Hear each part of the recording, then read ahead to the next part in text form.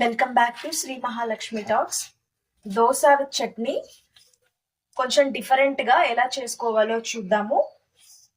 దోశలో పెసరట్టు రుచి వచ్చేటట్లుగా నేను మీకు ఎలా చేసుకోవాలో చూపిస్తాను. అలాగే చట్నీ కూడా చాలా డిఫరెంట్ గా ఉంటది. వీడియో మొత్తం చూడండి. దోశ కోసం ముందుగా రాత్రి 1 కప్పు మినపప్పు, 1 కప్పు రేషన్ బియ్యము, 2 కప్పుల పెసర్లు, 1/2 టీ స్పూన్ మెంతుల్ని నైటే నానబెట్టుకోండి. 8 గంటల వరకు నానాలి. ఇది ప్రొద్దున డైరెక్ట్ మిక్సీ పట్టేసుకొని ఇది 8 గంటల కన్నా ఎక్కువ నానినా కూడా టేస్ట్ బాగానే ఉంటదండి. పిండి పట్టిన వెంటనే మనం దోశ వేసుకోవడానికి రెడీగా ఉంటది. దీన్ని ఇంకా మళ్ళీ 4 గంటలు 8 గంటలు ఈ పిండిని స్టోర్ చేసుకోని అవసరం లేదు. వెంటనే మీరు దోశ వేసేసుకోవచ్చు. దానికోసము 4 పచ్చిమిర్చి, 1 టీ స్పూన్ జీలకర్రని కూడా వేసేసుకొని దీంట్లో 5-6 పచ్చిమిర్చి, 1 టీ స్పూన్ జీలకర్ర, 1 టీ స్పూన్ సాల్ట్ ని వేసి దీన్ని మనం గ్రైండ్ చేసుకుందాం. చాలా మెత్తగా గ్రైండ్ చేసుకుంటే దోశ కూడా చాలా మెత్తగా వస్తుంది. ఈ చట్నీ కోసము కొన్ని టమాటాలు, పచ్చిమిర్చి, అల్లం వెల్లుల్లి, అల్లం కొంచెం ఎక్కువగా తీసుకోవాలి, 4 రెబ్బలు చింతపండు, కొద్దిగా ఎండు కొబ్బరి, కొత్తిమీర, కరివేపాకు, మెయిన్ ఐటమ్ వచ్చేసి పుట్నాలు. ఈ పుట్నాలు వేసుకుంటే చాలా టేస్టీగా ఉంటుంది చట్నీ. పల్లీలు, ధనియాలు. ముందుగా గ్యాస్ ఆన్ చేసుకుంటాము.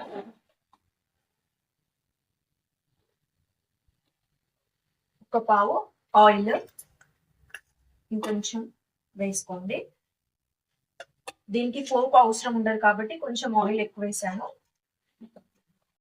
1 స్పూన్ జీలకర్ర, తర్వాత పల్లీలు, ధనియాలు,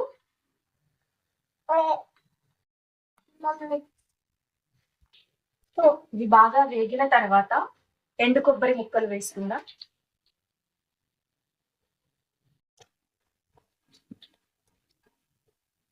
ఆ తర్వాత అల్లం వెల్లుల్లి, అల్లం ఎక్కువగా వేసుకోండి.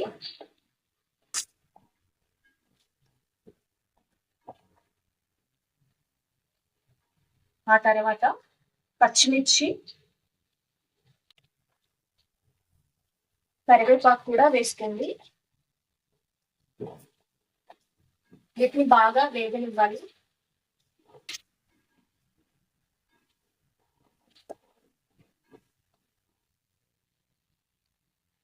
ఇందులోనే కొంచెం కొత్తిమీర వేసుకొని వేగే వరకు మూత పెట్టి ఉంచుకుందాము ఒక 2 నిమిషాలు. ఇప్పుడు ఇందులోనే టమాటా ముక్కల్ని కూడా వేసుకుందాము.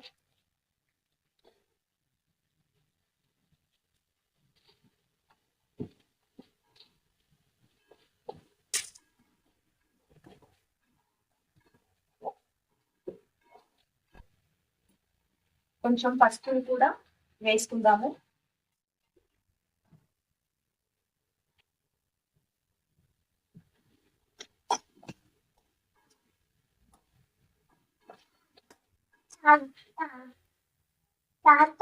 ఆ తర్వాత 1/2 టీ స్పూన్ కారాన్ని వేసుకుందాము.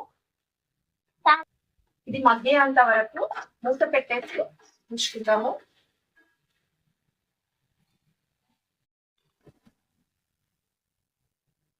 ఇది ఇప్పుడు మగ్గిపోయిందండి. బాగా చల్లారిన తర్వాత గ్రైండ్ చేసేసుకోవడమే.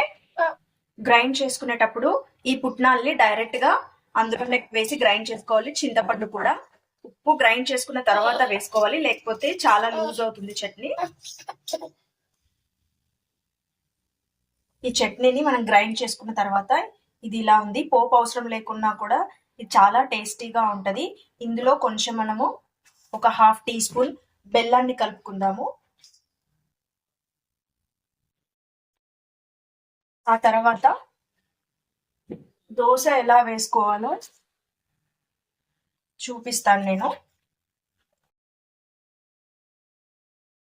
దోశ వేసుకోవడానికి ముందుగా స్టవ్ ఆన్ చేసి పెనం పెట్టుకొని ఇలా ఉల్లిపాయని హాఫ్ కట్ చేసుకోవాలి. కొంచెం ఆయిల్ వేసుకొని ఈ ఉల్లిపాయతో ఇలా బాగా రుద్దుకోవాలి.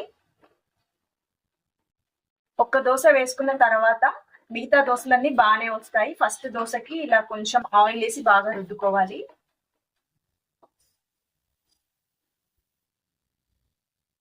దోశ పిండి ఇలా పల్చగా వాటర్ వేసి కలుపుకోవాలి. కొంచెం ఇందులో పెసర్లు ఉన్నాయి కాబట్టి చాలా ఆరోగ్యానికి చాలా మంచిది. ఇలా తీసుకొని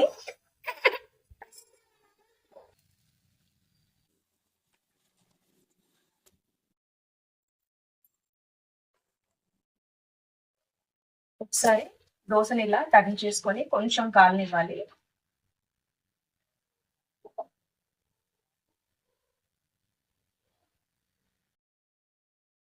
ఓకే అండి, మన tasty and healthy dosa with chutney ready అయిపోయింది.